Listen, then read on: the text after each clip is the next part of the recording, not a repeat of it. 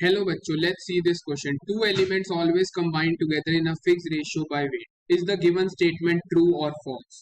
अब इस क्वेश्चन को समझने के लिए हमें कुछ की कॉन्सेप्ट्स के ऊपर यहाँ पे ध्यान देना हो। हमारा जो लॉ ऑफ कांस्टेंट प्रपोर्शन हमारा होता है वो हमें क्या कहता है? The law of constant proportion, it states that two elements in a compound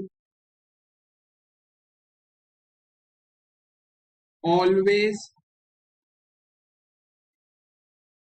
combine together in a fixed ratio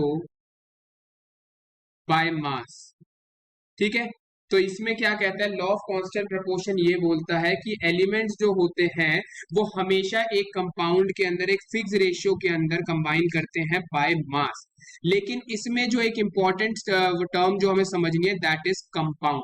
यानी अगर हम एक पर्टिकुलर कंपाउंड के बारे में बात कर रहे हैं, फॉर एग्जांपल अगर मैं वाटर के बारे में बात करूंगा तो यहाँ पे 2 हाइड्रोजन एटम और 1 ऑक्सीजन एटम कंबाइन कर रहे हैं, यानी यहाँ पे 2:16 यानी 1:8 के रेशियो बाय मास में हमेशा कहीं भी हमारा वाटर मॉलिक्यूल होगा उसमें हाइड्रोजन और ऑक्सीजन का रेशियो 1:8 होगा बाय मास। लेकिन ये एक पर्टिकुलर कंपाउंड के बारे में बात करी गई है, लेकिन हमारी जो गिवन स्टेटमेंट है वो ये कह रही है कि दो एलिमेंट हमेशा एक फिक्स रेशियो में ही कंबाइन करते हैं बाय वेट, जो कि एक इनकरेक्ट स्टेटमेंट है। कैसे की?